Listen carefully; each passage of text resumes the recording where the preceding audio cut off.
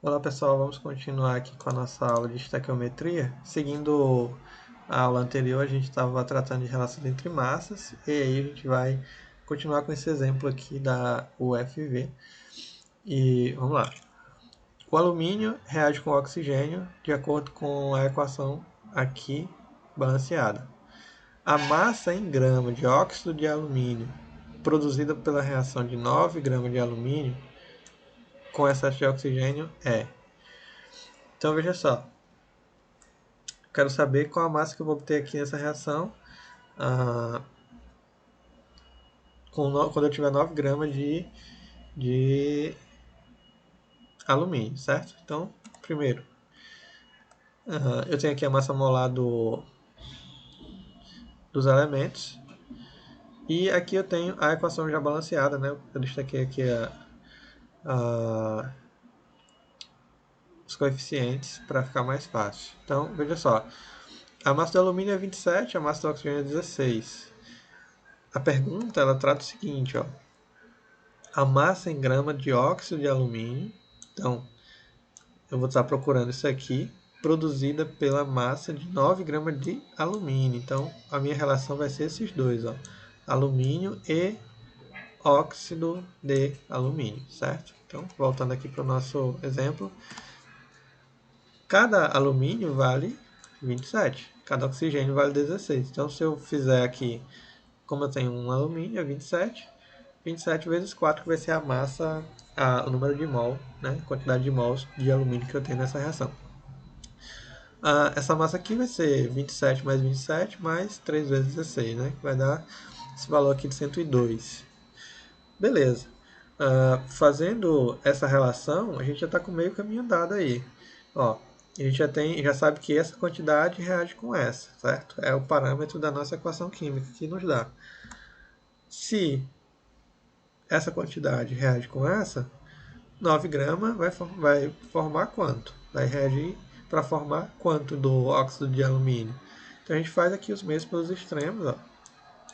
4 vezes 27 vezes x, 9 vezes 2 vezes 102. Então a gente vai ter 108 igual a 1836. Quando a gente fizer essa divisão, a gente vai achar 17 gramas de alumínio, que é, vamos voltar aqui para a nossa pergunta, que é a letra A. Então, alternativa A, alternativa correta. Vejam que a gente fez isso rapidamente, né? A parte mais trabalhosa seria só fazer essas continhas, mas não é algo que seria difícil, é só de fato trabalhoso, certo? Vamos fazer essa outra agora do Cefet Ceará. Carbonato de cálcio é um calcário usado como matéria-prima na obtenção da cal, de acordo com essa reação aqui. A massa de cal produzida, cal é o óxido de cálcio, tá? A massa de cal produzida na calcinação de 200 kg do carbonato. Então aqui a gente tem as alternativas. Nessa pergunta eu vou mostrar para vocês duas formas de resolver o exercício. Então vamos lá. Primeiro a gente tem a equação, certo? Aqui eu coloquei a massa molar dos elementos. Ok. Então, fazendo a massa, a equação já está balanceada. Um cálcio aqui, um cálcio aqui, um carbono aqui, um carbono aqui. 3 oxigênios, 1 com mais 2, 3 oxigênios, certo? Fazendo aqui a massa do carbonato de cálcio, eu tenho aqui o cálcio 40, carbono 12, oxigênio 16, e aí eu vou ter 100 gramas. E o óxido de cálcio é 56. Ok, então 100 gramas do carbonato produz 56 gramas do, uh, do óxido. 200 gramas, que é o que eu quero saber, vai produzir X. Agora, por que eu coloquei esse 1000 aqui? Ó? Porque a minha pergunta ela trata de 200 kg. Então, eu preciso usar esse valor em grama. Aqui está tudo em grama. Ou eu uso tudo em grama, ou eu uso tudo em quilo. Então, eu vou fazer primeiro tudo em grama, depois eu faço a mesma coisa com quilo, só para mostrar para vocês que dá no mesmo. Então, depende da facilidade que cada um vai ter. Ok, então, fazendo essa conta aí, eu vou ter 100 vezes x, 100 vezes x, 100x, e aqui eu vou ter 11.200.000 no outro lado. Fazendo essa divisão, eu vou ter aí 112 quilos de óxido de cálcio. Se a gente voltar aqui para a pergunta, minha resposta vai estar aqui na letra A, certo? Agora vamos fazer só utilizando, talvez seja até mais fácil, já direto para quilograma. Vou pegar a mesma equação, então 100 gramas em quilograma vai dar 0,1 kg, 56 gramas em quilograma dá 0,056. E aqui eu já uso 200 kg, que é o que a questão me dá direto, certo? Faz a mesma relação, e aí eu vou ter 0,1x igual a 11,2. Fazendo essa divisão aí, 11,2 por 0,1 vai dar 112 kg. Então a gente pode usar qualquer uma dessas formas, a gente vai obter o mesmo valor.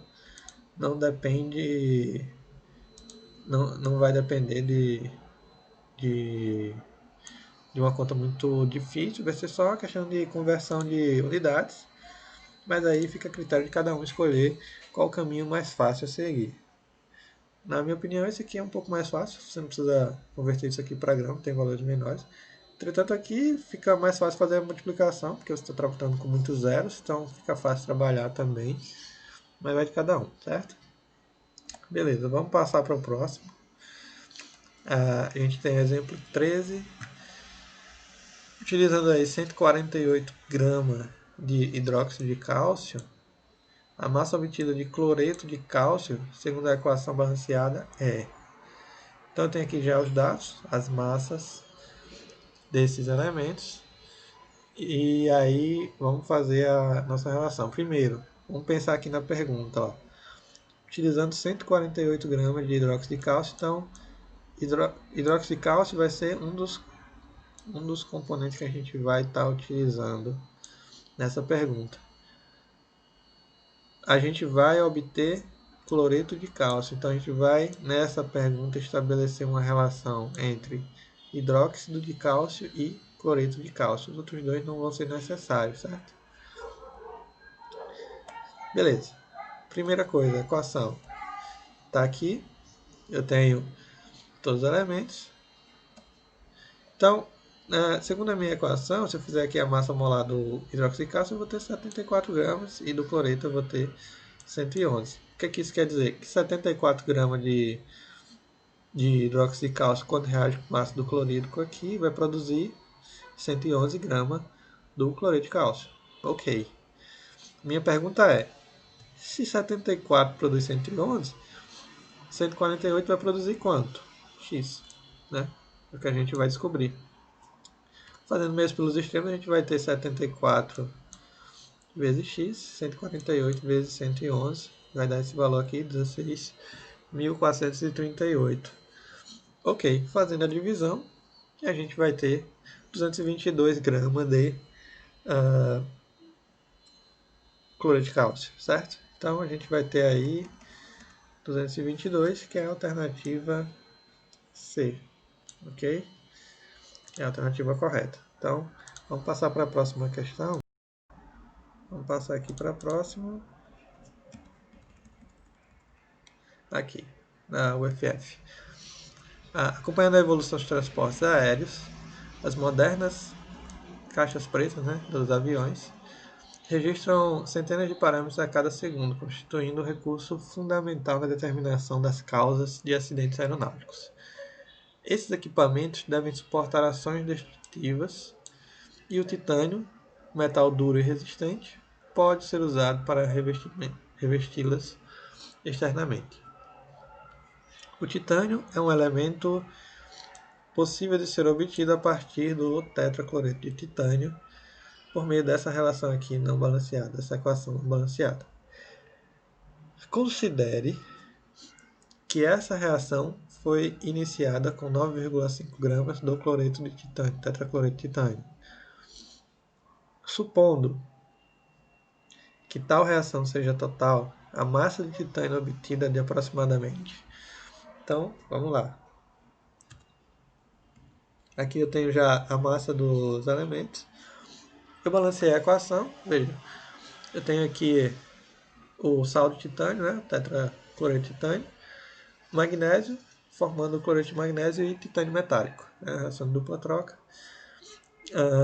Então veja só, 2 magnésio aqui, 4 cloro aqui, titânio, titânio, tudo certo. Então vamos lá. A massa desse sal de titânio é 190, né? Se eu fizer aqui, ó, 48 mais 35 vezes 4, 190. E a massa do titânio, 48, está aqui. Então 190 gramas do sal de titânio produz 48 gramas do titânio. 9,5, que é o que a questão pergunta, vai produzir quanto de titânio? Vai produzir, ó, faz aqui o mesmo pelos extremos, 190x igual a 456, certo? Fazendo essa divisão, a gente vai ter aí 2,4 gramas de titânio, certo? Então, voltando aqui para a pergunta, a gente vai ter a alternativa B, certo? Alternativa correta. Vamos seguindo. Como a gente já fez alguns exemplos aí dessa relação entre as massas, vamos ver agora quando o dado é expresso em massa e a pergunta em volume ou vice-versa. Então a gente já vai agora. Lembrando, desde o começo, a gente fez a relação entre quantidade de matéria, que era um mol. Agora a gente está tratando com massa. E a partir desse momento a gente vai tratar massa e volume, certo? Calcular o volume de gás carbônico obtido nas condições normais de pressão e temperatura, CNTP, por calcinação de 200 gramas de carbonato de cálcio. Então veja só, aqui tem também a constante dos gases. Algumas reações químicas, elas, mesmo sendo reagentes sólidos, eles acabam produzindo gás, né? Principalmente as reações de combustão, ou nesse caso aqui a reação de calcinação. Então, por conta disso, a gente precisa estabelecer uma relação entre o volume e a massa, e volume gasoso a gente trata através da equação dos gases, né? Do estudo dos gases que a gente já viu antes de aprender estequiometria, certo? Então, vamos fazer essa questão aí. Aqui, usando as massas dos elementos, eu vou tratar disso aqui, ó. 100 gramas de carbonato de cálcio vai produzir 1 mol de CO2. Por que eu estou fazendo relação em mol, quantidade de matéria e massa, e não com volume? Veja só. Se vocês lembram da equação dos gases, eu estabeleço uma relação de mol com pressão, volume e temperatura.